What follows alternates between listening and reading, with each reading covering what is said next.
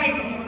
So, share niyo po yung, yung mga naranasan niyo sa 3 days live retreat niyo po. Anyone? Tatawagin ko kayo, sige. Tatawagin ko kayo. Share niyo po yung naranasan niyo sa 3 days retreat. Unahin na po natin si Tita Rosella. Unahin na po natin si Tita Rosella. Tayo po tayo, Tita Rosella. Yes!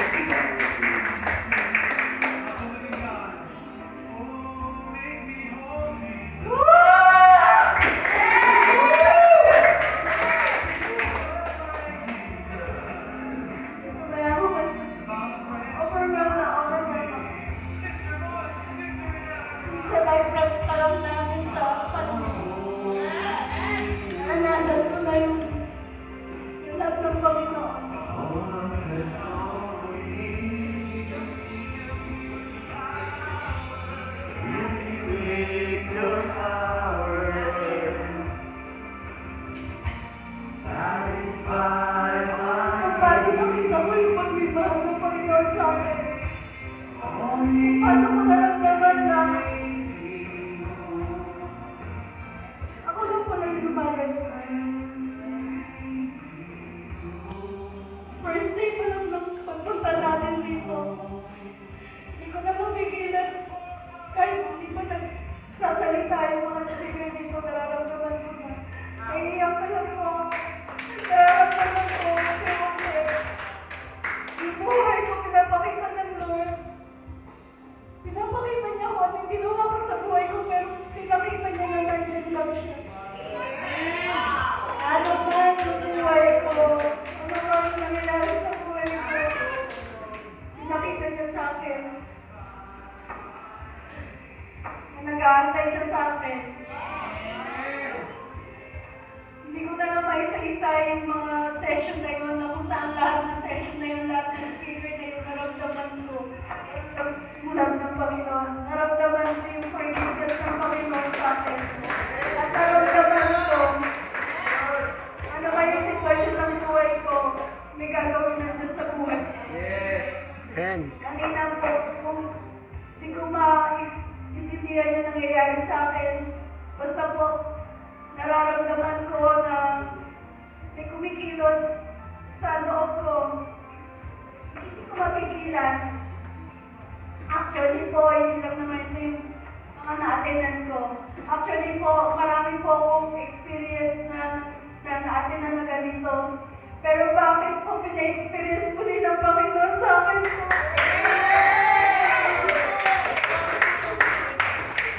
Bakit ang Panginoon pilit ako dinadala sa ganito?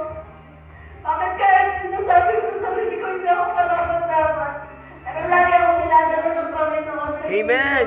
Lagi niyang sinasabi sa akin na may purpose pala ako. May purpose ako. Yung purpose ko, para lang ako sa Kanya. Kaya, sabi ko kanina, habang nagpe-pray ako doon, sabi ko, Lord, pour out your spirit, pour out mo, Panginoon, Lord. Kung ano man yung gusto mong gawin ko sa buhay ko, yung pinagagawa mo sa akin, dinidesire ko kanina na, Lord, maramdaman kita kasi gusto ko lalabas ako dito, uuwi ako, na may pagbabago sa buhay ko. Kaya hindi na ako babalik sa ano ba nga na laging paulit-ulit ang buhay ko. Na Yes. sa kalungkutan, na dun sa takot, na alam ko na meron pala akong Diyos na lagi ko kasama. Kahit anong galing sa akin na kaaway na ipaalala ko ang pangit na madilim ng buhay ko. Patuloy pinapakita ng Diyos na may liwanag, Hallelujah. na may pag-asa. Hallelujah. Kaya gawin ng Diyos sa buhay ko. Amen. Naniniwala ako ngayon na hindi ako mababayaan ng Panginoon. Yes. Gusto ko mag-share sa Panginoon na kahit na sitwasyon kong ganito po, magsaserve ako sa Panginoon. Alam ko sila ay gagawin sa akin. Yes. Salamat po sa Panginoon. Dahil hindi po siya tumigil na magpadala ng mga tao katulad niyo po. Mahalingkod na Diyos. Ang naranasan po namin yung pagmamahal niyo po.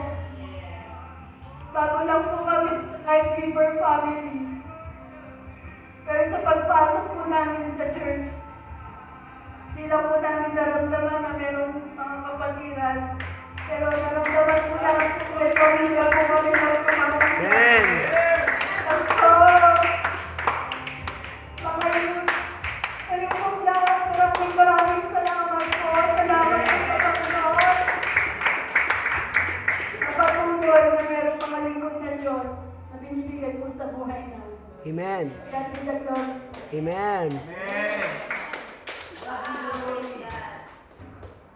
Sige, si Tito Florence naman po, no? Kayo po, Tito Florence. Share niyo po dito yung, yung naranasan niyo po sa 3 days live retreat niyo po. Sorry po na bless po ako at yung mabigat sa loob ko ay nawala. Pahabaan yung Sunday ko at yun ang manap na sa akin.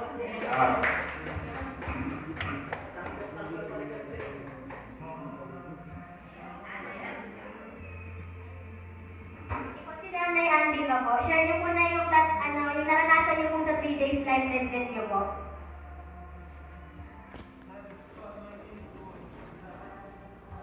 Lord, una pa lang ay alam ko na bless na ako. Una pa lang bukas ko, kahit doon pa lang po sa church, alam ko na bless na ako. Dahil alam ko lagi kong kasama si Lord. Pero ngayon, pakiramdam ko, lalo pa ako na-bless. Dahil sa pumasok ng Holy Spirit po, pakiramdam ko, pumasok ng Holy Spirit sa katawan ko. Kaya, yung bang magandang nangyari sa buhay ko, kasi noon po, sa tulad po nung kasi may bahay po kami ng Pandi, pero pag-ganun lang po ako. Pero nung dumating pa ako sa Pandi, sabi ko, saan kaya ako mag-church? Sabi ko. At, praise God, sa kilala ko si Ella. Nandun po ako sa labas ng bahay. Tapos, nandun pa ako kayo, inisip ko, saan kaya ako mag-church? Kasi sa kalooban, pinag-church po ako. Tapos, diyan po, may dati pong bukas din po yun. Inaakay nila din po ako. Pero nakapag-charge po ako. Kaya ako sinabi ko nung kaila po ng tawag ko rin sa akin ni Ella. Sabi ko may pinag-charge po ako. Pero ang sabi daw nung parang nakukuno doon na wala na siya. Hindi daw siya naka-ganon. Tapos maraming pagkakaiba eh. Pero mas tutut ko pa, hinahanap ko pa rin kung saan ba ako. Kaya sabi ko, kaya nung kakilala ko si Ella, tapos inintay na ko. Next Sunday sabi ko, pumunta na ako doon. Tapos hindi ko alam na makakaranas at ako ng life retreat. Nagkakalap ako nagka-church po, pero ngayon ko lang po lalong nakilala si Lord. Ngayon ko lang po nakakaranas ng life retreat. Ganito rin po pala ang life retreat. Napakasaya. Napapagaan po lahat ng alalahanin ko noon. Alam ko po na kasama ko si Lord ngayon. Alam ko po na lahat ng pagsubok na dinaanan ko, nalampasan ko po, madalabing pa pong pagsubok, alam ko, nalalampasan ko pa rin po. Naranasan ko po noon ang, magpakamatay po. Magpakamatay po, naranasan ko po magpasakasa na ako. Pero, iniisip pa naman sabi ni Lord, wag, kasi may layunin ka pa sa mundo dito. Ang nakapasok ka sunod dito sa life retreat. Lalong nakilala ko ang Panginoon. Kaya praise God. Thank you, Lord. Thank you kay Ella. Kilala ko po siya. At sakit na dito sa akin. Thank you, Lord. Thank you, Lord.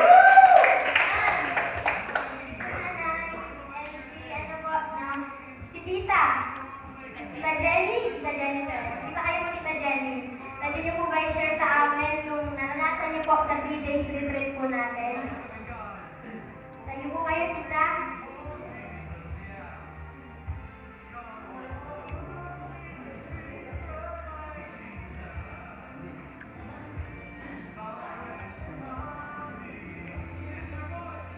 Ngayon, nararamdaman ko. Wala yan ako. Parang kung nabunutan at kung may liwanag, buhay ko.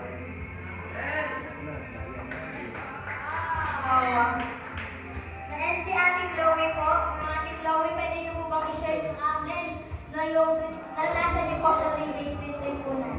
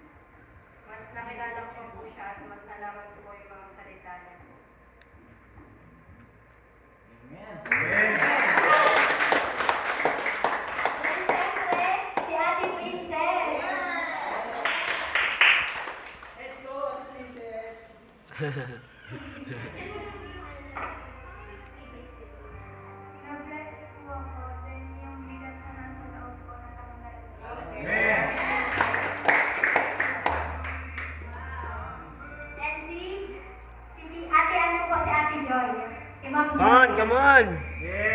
On.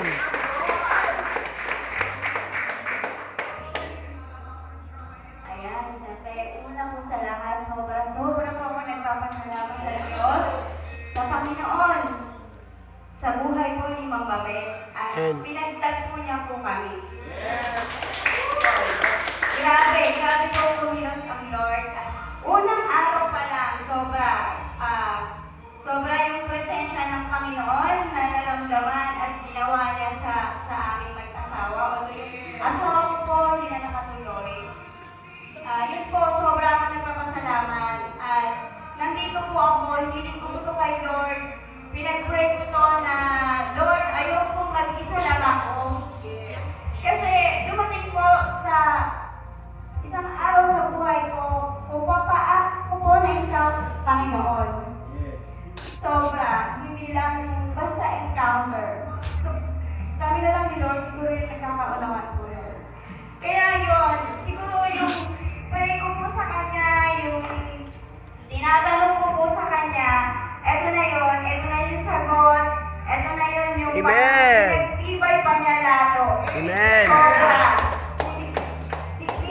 Dito ko naranasan na talagang, anak, ito, pinagtitibay pa kita natin. Amen. Hindi ka lang mag-isa ngayon, kundi eto, kasama ko na po yung mga kapatid ko kay Kristo. Amen. At dito po, sobrang, eto, hindi po ako magaling magsalita, lalo na po sa maraming tao. Pero eto, ang talagang isa din po sa pinatatak ng Panginoon sa kanyang salita. May isa po na walang kasalanan, na ginawang kasalanan, alang-alang po sa atin. Sa pamamagitan po niya na iligtas niya po tayo. Amen. Kaya maraming salamat sa Diyos. Maraming salamat po sa buhay po namin lahat. Yun lamang po.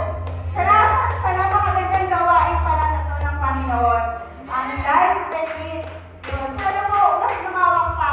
Sabi ko nga, nagtatanong ako may church ba sa Balagtas? Wala eh. So, paano bang kaya ko? Pero siguro makalobi din ng Panginoon na makagalaw ako sa church. Yan. Ilalagay ko. Yun, maraming salamat. Sobrang nag-enjoy po ako. Parang ano na ako eh. Medyo lumangman na po yata. Last na po. So, sa mga kasama ko po ngayon, parang nakukulangan pa po ako. Kaya maraming salamat po. Maraming salamat sa Diyos. Talagang lahat ng pamuli sa Kanya. Dahil si Tito Jordan po, yung ano lang po, experience niya lang po sa Yes.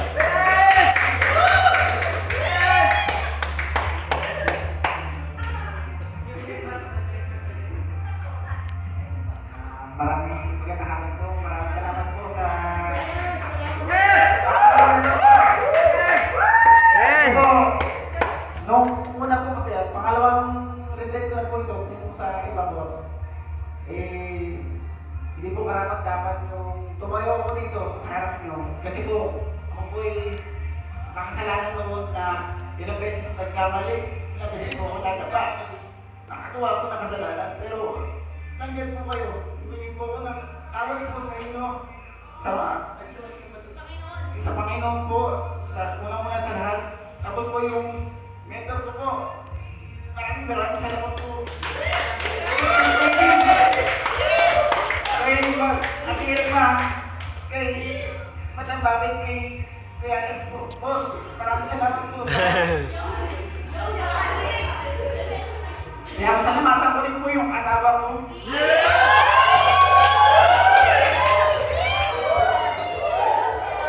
Kung hindi po sa kanya, ay ilang beses po ko nadapa. Hindi po ko makakayo ulit na siya po nagbigay sa akin ng kalakasan. Kasi po, ilang beses po ko nadapa, nagkamali po, nagkasala.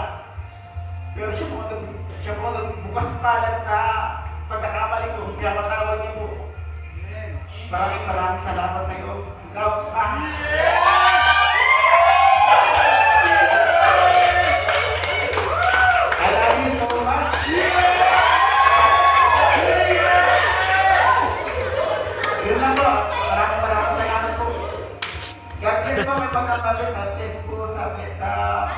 place po na pinag-event po natin na mabigyan pa po siya ng mas more blessing sa inyo, pamilya po niya. Maraming salamat po.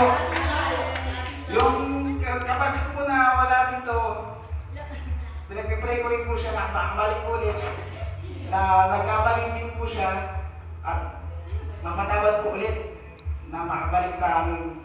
Maraming salamat po. In Jesus' name, amen.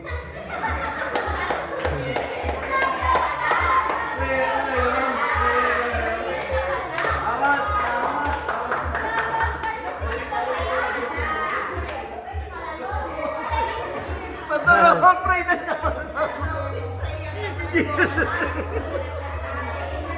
Yes! Nakapag-pray na si Jordan!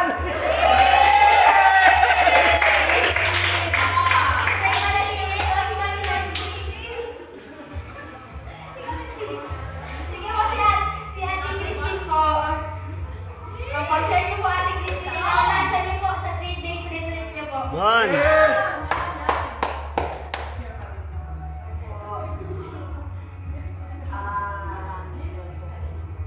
Unang araw na tagpuan naman ni Ate Irma. Ay, hindi pala. Ulit-ulit. Ano pala? Nung mga artes ako. Ang hinahanap talaga nila, hindi ako. Pero hinahanap ko kayo.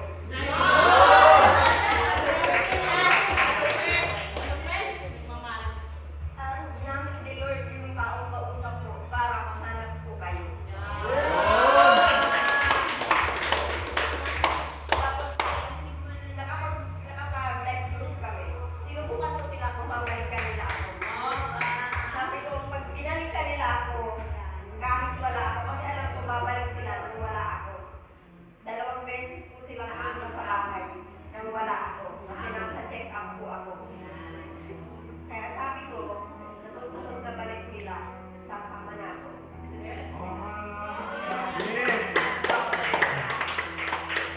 Kaya nung araw ko rin, hinintay ko na sila.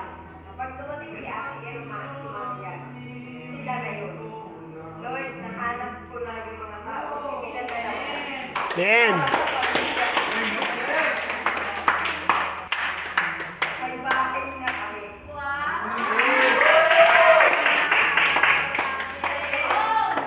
Matagal na po kami hindi nagsisimba sa Katoliko. 4 years na or more. Pero, sabi nga nung anak ko, subukong kami sa ibang simbahan. Pero hindi namin naramdaman na welcome kami.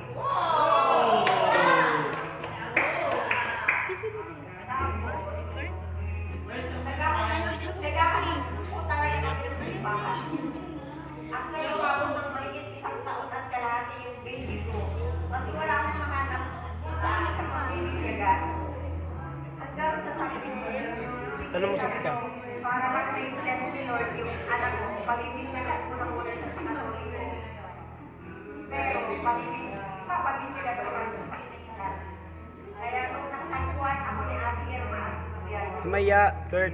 sabi ko, thank you, Lord. Kurt. Yung mga anak ko. Lahat sila. At yun po yung ano, Maya. yung design ko. Madala ko yung buong pamilya. Kaya, Lord, thank you sa buhay ni Marian, si Ate Irma, at lahat. Kasi may bahay na kami.